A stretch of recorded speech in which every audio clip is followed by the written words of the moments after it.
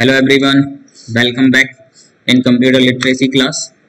In the previous video means हमने पहली video में बात की थी इनपुट आउटपुट डिवाइसेस के बारे में, उनके रिलेशंस के बारे में, कैरेक्टरिस्टिक्स के बारे में, कई टाइप्स की जो आपकी इनपुट डिवाइसेस थी उनको देखा था, आउटपुट डिवाइसेस को देखा था। आज की वीडियो में हम बात करेंगे कंप्यूटर की मेमोरी से रिलेटेड क्वेश्चंस पे, टाइप्स ऑफ मेमोरी पे। इससे पहले आपने अगर चैनल को लाइक और सब्सक्राइब नहीं किया तो ज़रूर करें और सक्सेस प्राइड के साथ बने रहें।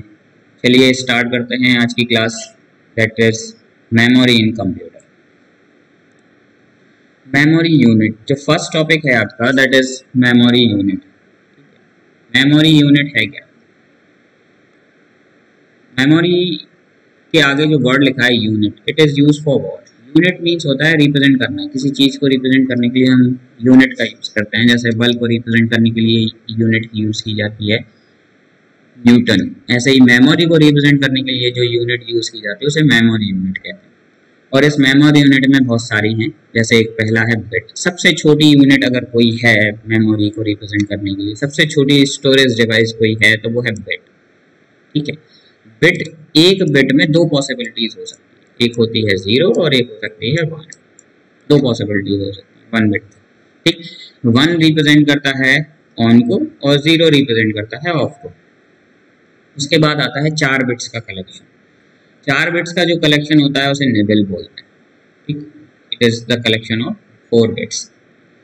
उसके बाद आता है बाइट। बाइट क्या है? बाइट भी एक यूनिट है। तो बाइट कलेक्शन होता है 8 बिट्स का। 8 बिट के कलेक्शन को हम बाइट बोलते हैं और एक सिंगल कैरेक्टर को रिप्रेजेंट करने के लिए यूज करते हैं। सबसे छोटी यूनिट तो बिट है, लेकिन उसके बाद अगर कोई इंडिविजुअल यूनिट है जो रिप्रेजेंट करती है मेमोरी यूनिट को तो वो बाइट कहलाती है। उसके बाद आता है वर्ड। ये कलेक्शन ऑफ बिट्स का होता है। इसके बेसिस पे ये देखा जाता है कि कंप्यूटर कितनी नंबर ऑफ बिट्स पे एक साथ मूव कर सकता है। और आज की डेट में जो कंप्यूटर अवेलेबल है वह 8 बिट्स से लेके 96 बिट्स तक के हैं।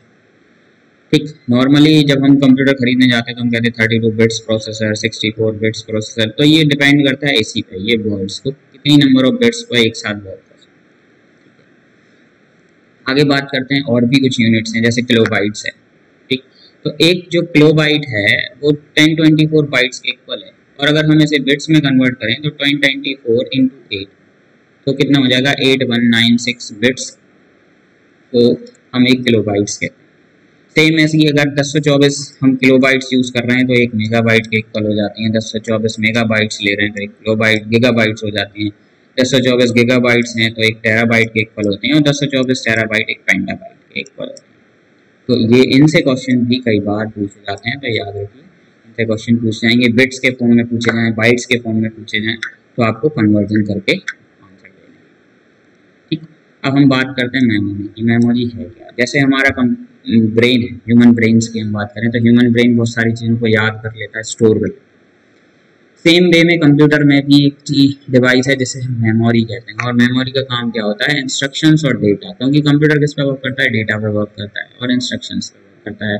तो कंप्यूटर की जो मेमोरी है वो इंस्ट्रक्शंस और डेटा को होल्ड करने के लिए यूज होती है। अब जो कंप्यूटर में डेटा और इंस्ट्रक्शंस हैं वो मेमोरी में कहीं ना कहीं स्टोर होंगे। जहाँ स्टोर होते हैं उन्हें हम लोकेशंस या सेल कहते हैं। और हर एक सेल का एक एड्रेस होता है। अब मान लीजिए सपोज आपका जो कंप्यूटर है वो 64 बिट्स का है, 64 के बिट्स का है। कहने का मतलब इसमें 64,000 इंटू 1024 सेल्स होंगी। कितनी होंगी? 65,536 सेल्स होंगी। तो इनकी जो लोकेशन होगी वो 0 से लेके 65,535 तक होगी। ये लोकेशन कहलाएंगी। इन लोकेशंस पे डाटा जाके स्टोर होगा 1 बाय 1। अब टाइप्स ऑफ मेमोरी की बात करें तो टाइप्स ऑफ मेमोरी में मेनली 3 टाइप्स की मेमोरी बताएंगे। कौन कौन सी बताएंगी? कैश मेमोरी बताएगी, एक मेन मेमोरी बताएगी और एक सेकेंडरी मेमोरी। अब कैश मेमोरी क्या है? जैसे सपोज ये आपका सीपीयू है। सीपीयू को जब डाटा को प्रोसेस करना होता है तो ये रैम से एक्सेस करता है, इस बफर से एक्सेस करता है। तो एक्सेस करने के लिए सीपीयू क्या करता है? रैम जाएगा, रैम से एक्सेस करके ऑपरेशन करेगा। अब हम क्या करें, इस रैम और मीन्स बफर और सीपीयू के बीच या प्रोसेसर के बीच एक और मेमोरी डिवाइस लगा दें, तो उसका नाम दिया है कैच। Cache memory. तो कैच मेमोरी का काम क्या है? इट इज मतलब हम इसको कह सकते हैं कि ये बीच में लगाई जाती है प्रोसेसर और बफर के बीच में। तो जब भी कंप्यूटर वर्क करेगा तो सीपीयू जो डाटा को फैच करेगा, एक्सेस करेगा, वो रैम की जगह पहले कैच में दे देगा, और अगर वो कैच में मिलता है तो वो वहीं से एक्सेस करके सीपीयू में जाएगा, रैम तक जाने की जरूरत नहीं। और सपोज अगर वो कैच में नहीं मिलता है, then only it will go to the RAM, तब ही ये रैम तक जाएगा और वहां से लौट के डाटा को कॉपी करता हुआ कैच में फिर प्रोसेसर में लेके, जिससे कि अगली बार उसे रैम तक जाना ना पड़े, कैच से ही डेटा को एक्सेस। उससे क्या होगा, कंप्यूटर की स्पीड बढ़ जाती है। तो ये है कैच का काम। एडवांटेजेस क्या है, कैच मेमोरी, फास्टर मेमोरी, ठीक है, ये faster memory. It consume less time, क्योंकि इसको एक्सेस करने में कम टाइम लगेगा, शॉर्ट पीरियड ऑफ टाइम में ये एग्जीक्यूट कर देगी, और टेम्पररी यूज है, वॉलेटाइल है, मीन स्लाइड चली जाएगी तो डाटा। डिसएडवांटेजेस क्या है कि लिमिटेड स्टोरेज कैपेसिटी है और काफ़ी महंगी भी है। अब हम बात करें प्राइमरी मेमोरी। प्राइमरी मेमोरी को ही मेन मेमोरी कहा जाता है और ये वॉलेटाइल मेमोरी होती है, ठीक। और ये मेमोरी जब कंप्यूटर किसी टास्क को परफॉर्म करता है तो इसमें उससे रिलेटेड सारे इंस्ट्रक्शंस स्टोर होते हैं। कहने का मतलब ये है कि ये स्टोर करते हैं उन डेटा और इंस्ट्रक्शन को जिस पे कंप्यूटर करेंटली वर्क कर रहा हो, ठीक। दूसरा, ये वॉलेटाइल होती है। वॉलेटाइल का मतलब है कि data is lost when the power supply is of और power is fail.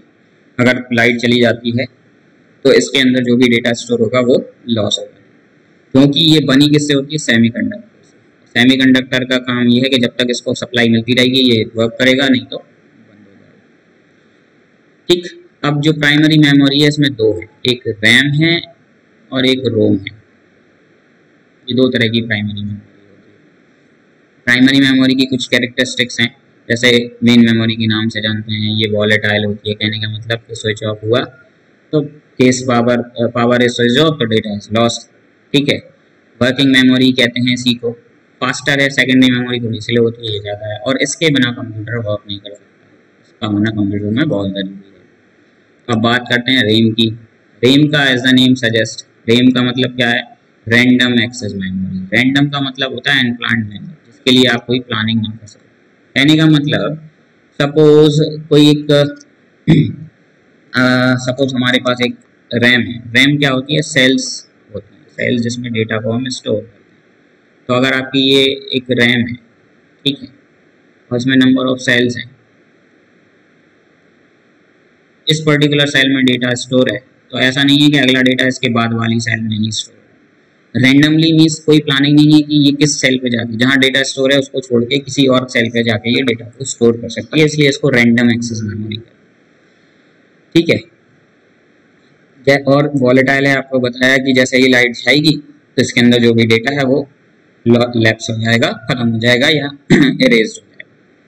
Access time is independent of the address, depend करता है किस एड्रेस से डाटा को एक्सेस कर रहा है। ज़्यादा दूर का एड्रेस होगा टाइम लगेगा, पास का होगा तो जल्दी एक्सेस हो जाएगा, ठीक। उसके बाद ये वॉलेटाइल मीन्स बता दिया कि लाइट गई तो डेटा लॉस हो जाएगा, इसलिए हम क्या करते हैं, नॉर्मली यूपीएस का यूज़ करते हैं। ये क्वेश्चन भी कई बार पूछा गया है, what is the full form of UPS. UPS का मतलब होता है अनइंटरप्टेड पावर सप्लाई या सिस्टम, जिससे कि लाइट चली जाए तो यूपीएस आपको बैकअप देता रहे कुछ टाइम के लिए और अपने डाटा को आप स्टोर कर सकें सेकेंडरी, ठीक। दो तरह की स्टैटिक रैम है, दो तरह की रैम है, एक स्टैटिक और एक डायनेमिक। अब डिफरेंस क्या है स्टैटिक और डायनेमिक, जैसा हमने आपको बताया था कि आपकी जो जहाँ से मान लो ये आपकी रैम है, ठीक है, इसमें से हमने डेटा को एक्सेस किया किसी सेल से, तो उस सेल जहाँ से आपने डेटा एक्सेस किया, मान लो ये जो सेल है इससे आपने डेटा को एक्सेस किया, तो ये तब तक होल्ड कर सकते हैं डेटा को जब तक इसमें लाइट चल रही है। लाइट नहीं, लाइट चली जाएगी तो डेटा इस सेल से लॉस हो जाएगा, लैप्स हो जाएगा, ठीक। इसके अपोजिट होती है डायनेमिक। डायनेमिक में क्या होता है कि जब जिस सेल से आपने डेटा को एक्सेस किया है इस सेल से, तो जैसे ही आपने एक्सेस किया ये डिस्चार्ज हो जाती है सेल, तो इसको फिर से बार बार रिफ्रेश करने की ज़रूरत पड़ती है, तो बार बार करंट देना। तो डिफरेंस केवल इतना ही है कि स्टैटिक रैम में बार बार आपको रिफ्रेश नहीं करना होता है सेल को, एक बार अगर लाइट ऑन है जब तक लाइट रहेगी तो सेल एक्टिव रहेगी। डायनेमिक में जिस सेल से डेटा को आपने एक्सेस किया उसको रिफ्रेश करना पड़ेगा, नहीं तो ये डाटा लॉस हो जाएगा। क्यों? क्योंकि डायनामिक जो रैम है वो कैपेसिटर और ट्रांजिस्टर से बनी है, ठीक। और जो स्टैटिक है, स्टैटिक में भी मैट्रिक्स ऑफ 6 ट्रांजिस्टर और कैपेसिटर यूज हैं। 6 ट्रांजिस्टर और 6 कैपेसिटर का जो मैट्रिक्स बनती है, क्रॉस कॉम्बिनेशंस बनता है, उनसे बनेगा। तो ये था डिफरेंस स्टैटिक और डायनेमिक। अब आप कैरेक्टरिस्टिक्स की बात करें तो स्टैटिक जो रैम है वो लॉन्ग लाइफ है, रिफ्रेश करने की ज़रूरत नहीं पड़ती, फास्टर है, कैश मेमोरी की तरह ही यूज़ होती है, लार्ज इन साइज है, एक्सपेंसिव है और हाई पावर लेती है। इसके अपोजिट अगर हम बात करें डायनेमिक, जिसको हम आपको बता चुके हैं, ये शॉर्ट पीरियड ऑफ डेटा को होल्ड करती है, इसको बार बार रिफ्रेश करने की ज़रूरत पड़ती है, रैम की तरह ही यूज़ होती है, साइज इसकी स्मॉल है, लेस एक्सपेंसिव है in place of static RAM. Static RAM में साइज भी ज़्यादा होती है, एक्सपेंसिव भी होती है और हाई पावर भी होता है, लेकिन डायनेमिक लेस पावर कंजम्पशन। ठीक है, अब बात करते हैं रोम की।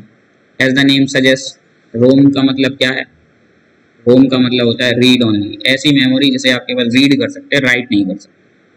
लेकिन ये वॉलेटाइल नहीं है, ये नॉन वॉलेटाइल है, मीन्स इसमें अगर लाइट भी चली जाएगी तो डेटा रहता है।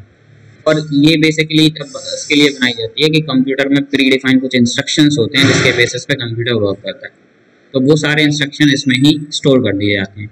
और जब भी हम कंप्यूटर को स्टार्ट करते हैं तो जितने भी ड्राइवर हैं, जो कॉन्फ़िगरेशंस फाइल हैं, सिस्टम फाइल्स हैं, वो एग्जीक्यूट होती हैं और वो सारी फाइल्स सी में स्टोर होती हैं। तो जो पहली प्रोसेस होती है जब कंप्यूटर एग्जीक्यूशन करता है, उसको इनिट प्रोसेस के नाम से जानते हैं। Init process very first process whenever the computer start, और उस ऑपरेशन को हम बूटस्ट्रैप ऑपरेशन भी कहते हैं। ठीक है, ये था रोम का कॉन्सेप्ट। कई तरह की रोम आई थी, एम रोम आई थी, एम रोम को मास्क रोम कहते हैं, सबसे पहली जो हार्डवेयर डिवाइस क्रिएट की थी वो एम रोम थी। उसके बाद प्रोम आई थी, प्रोम का मतलब था प्रोग्रामेबल रीड ओनली मेमोरी।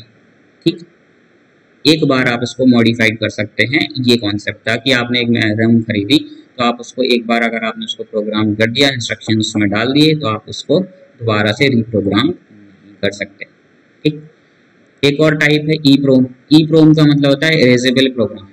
इसमें हम अल्ट्रा वायलेट रेज का यूज़ करके, लाइट का यूज़ करके हम इसको इरेज कर सकते हैं और उसको फिर से रीप्रोग्राम कर सकते हैं।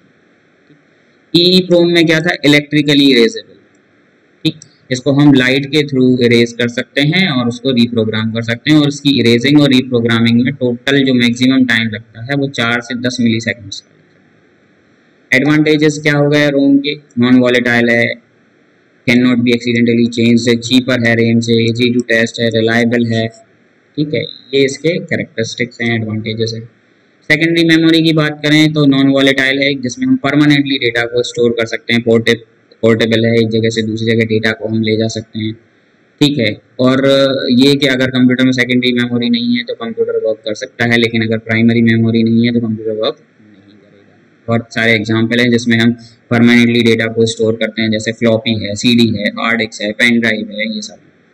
ठीक, ये इमेज है, आप देख सकते हैं हार्ड डिस्क की, ये इसमें हम डेटा को स्टोर कर सकते हैं। जैसे फ्लॉपी है 1.2 1.4 MB, काफ़ी स्मॉल साइज में आती थी, और मैगलिन जो है उसके मटेरियल से ये बनती थी। ठीक, कैरेक्टरिस्टिक्स क्या है सेकेंडरी डिवाइसेस मेमोरी की? कि मैग्नेटिक और ऑप्टिकल मेमोरीज थी, बैकअप के लिए यूज़ करते हैं, हम डाटा को स्टोर करके रख सकते हैं, नॉन वॉलेटाइल कहलाती है, परमानेंटली स्टोर कर सकते हैं और कभी डाटा डिलीट नहीं होगा। कभी से मतलब अगर लाइट चली जाएगी तो डेटा डिलीट नहीं होगा। ठीक है, स्टोरेज डेटा है, इनके बिना भी कंप्यूटर रन कर सकता है, लेकिन इनकी जो स्पीड है वो प्राइमरी मेमोरी में थोड़ी स्लो होती है। ओके, तो अपनी भी कमेंट्स जरूर लिखें इस वीडियो से रिलेटेड, जो भी आपकी क्वेरीज हैं, क्वेश्चन हैं, कमेंट्स बॉक्स में लिखें, और चैनल को लाइक सब्सक्राइब जरूर करें और सक्सेस प्राइड के साथ बने रहें। आपके अपकमिंग एग्जाम के लिए बहुत बहुत शुभकामनाएं, गुड लक, थैंक यू।